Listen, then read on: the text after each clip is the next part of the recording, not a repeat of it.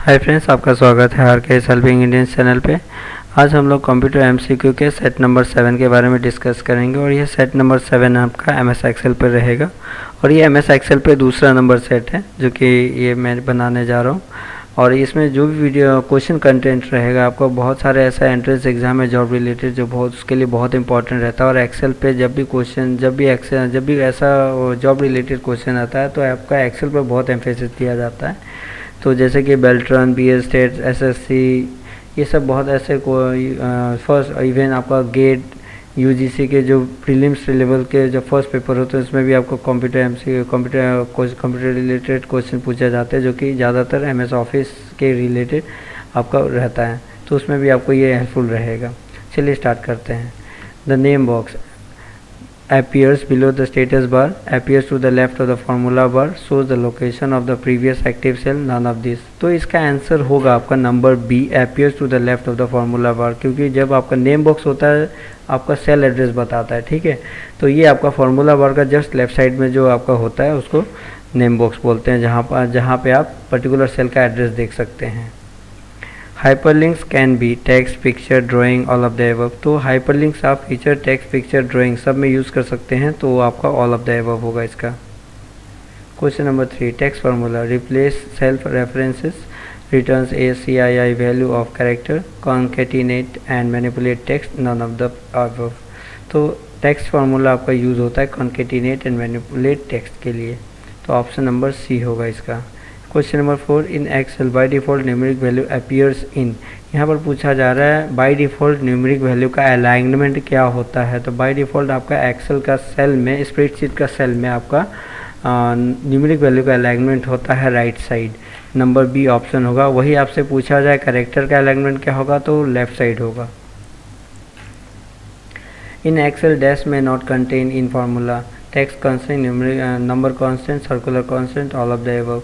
Circular constant नाम का कोई कॉन्सेप्ट नहीं है आपका एक्सेल में, तो इसका ऑप्शन होगा number C, circular constant. What should be added before entering a function to avoid entering it as a date. In case आपका कोई भी आप डाटा एंट्री कर रहे हो तो उससे पहले आप क्या टाइप करोगे ताकि वो पर्टिकुलर आपका डाटा डेट में ना बदले। तो उसका वे है आपका स्पेस। कोई भी चीज़ करने के पहले इनकेस वो आपका स्पेस डाल देते हो तो वो बाय डिफ़ॉल्ट डाटा में वो डेट में नहीं लेता है, ठीक है। तो वो इसका स्पेस होगा इसका answer, option number C. Question number 7, in Excel data series is defined as what. Data series आपको एक्सेल में डाटा सीरीज को एक्सेल में बोला जाता है a collection of related data, क्योंकि वो जो भी होता है वो आपका रो में कैरी करता है पूरा एक इंडिविजुअल के बारे में, तो इसलिए बोला जाता है collection of related data. Question number 8, which of the following is a correct syntax in Excel. आपका यहाँ पर इफ़ आपका सिलेक्शन स्टेटमेंट है तो इसके बारे में आपका करेक्ट सिंटेक्स इसके बारे में पूछा है, तो इसका करेक्ट सिंटेक्स है आपका option number D, if logical text true result false result. If logical text मतलब होता है यहाँ पर आपका कंडीशन रहता है, इनकेस आपका सही होता है तो आपका ट्रू रिजल्ट यहाँ पे जो वैल्यू होगा वो रिटर्न करेगा, वरना गलत होगा तो फॉल्स रिजल्ट वाला जो वैल्यू होगा वो रिटर्न करेगा। विच of the following is correct, ये भी आपका पावर फंक्शन का करेक्ट सिंटेक्स के बारे में पूछा है, तो पावर सिंटेक्स का करेक्ट सिंटेक्स है आपका, पावर का फंक्शन का करेक्ट सिंटेक्स है आपका option number C, equal to power 4,3 आपका आर्गूमेंट है और पावर आपका कैपिटल लेटर में फंक्शन है, ठीक है। और इन केस मैं मैथमेटिकली बताऊं तो ये आपका 4 टू द पावर 3 है। Question number 10, which of the following function will use to find the highest number in a series of number. तो यहाँ पर पूछ रहा है सिंपल मैक्स फंक्शन के बारे में। मैक्स फंक्शन आपका कौन सा है, जो कौन सा करेक्ट सिंटेक्स में मैक्स फंक्शन है, तो ये आपका नंबर सी है, मैक्स, MAX, क्योंकि मैक्सिमम नहीं लिखा जाता पूरा। चूज द करेक्ट सिंटेक्स, यहाँ भी करेक्ट सिंटेक्स पूछा गया है, तो sum A1, B1 equal to sum A1 colon B9 equal to sum A1 colon A9 B1 colon B9 all of the above. तो यहाँ पे आपका सारा ही करेक्ट सिंटेक्स है, आप कोई भी फॉर्मेट में आप डिक्लेयर कर सकते हो, सारा ही करेक्ट सिंटेक्स है। Not and or and XOR are which operator, तो ये है आपका लॉजिकल ऑपरेटर, ठीक है। Question number 13, if you have edited already saved document which option you will select after completion of work. यहाँ पर पूछ रहा है यदि ऑलरेडी आपने कोई डॉक्यूमेंट खोला, वो सेव्ड है, जस्ट उसमें आपने कुछ पोर्शन को एडिट किया, तो आप क्या करोगे, सेव करोगे, सेव एज करोगे, और कोई एक करने से हो जाएगा। तो आप प्रोसीड्यूरली देखें तो इसका ऑप्शन होगा आपका ए, इसका करेक्ट आंसर होगा ए, क्योंकि जब सेव एज हम तब करते हैं जब हम लोग कोई फाइल को सेव नहीं करके रखते हैं, तो तब सेव एज करते हैं। या तो ऑलरेडी कोई सेव फाइल है, उसको हम कुछ दूसरा नाम से सेव करना चाहते हैं, तब हम लोग सेव एज प्रोसेस यूज़ करेंगे।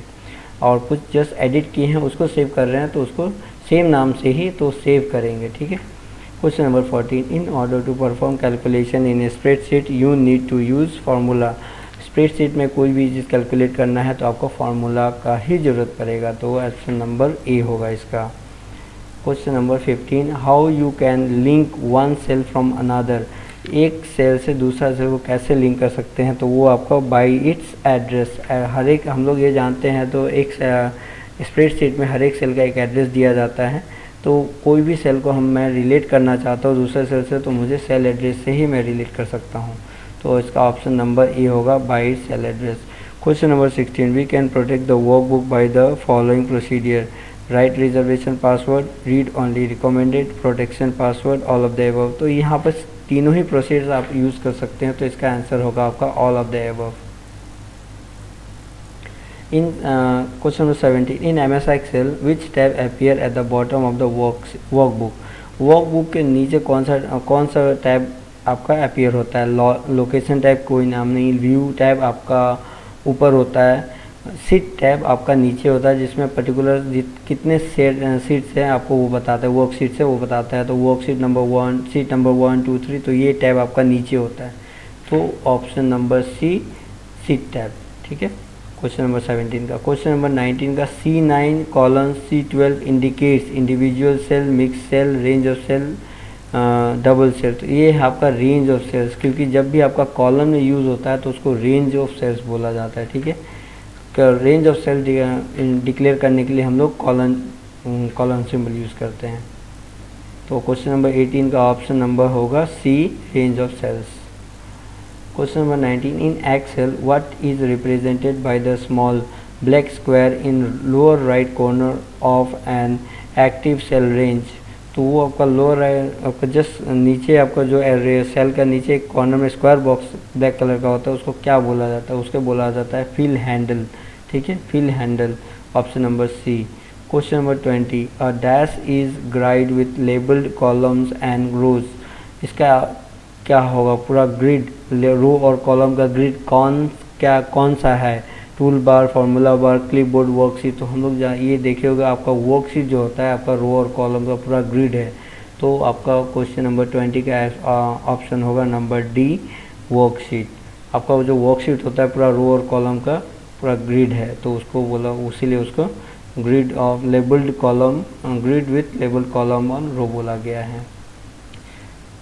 आज के लिए इतना ही था। Thanks for watching.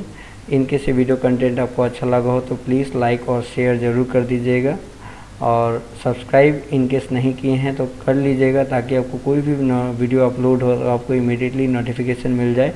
और इनकेस आपने जो प्रीवियस वीडियो सेट्स नहीं देखे हैं तो उसका लिंक भी मैं डिस्क्रिप्शन में दे रहा हूँ, आप उसको भी देख लीजिएगा, ताकि आपको कोई भी एग्ज़ाम दे रहे हैं तो उसके लिए मैं बार बार बोल रहा हूँ, ये एग्ज़ाम जो भी एग्ज़ाम देंगे आपको इसके लिए जो भी ये आंसर इसमें क्वेश्चन कंटेंट से बहुत इंपॉर्टेंट रहेगा आपको एग्ज़ाम रिलेटेड।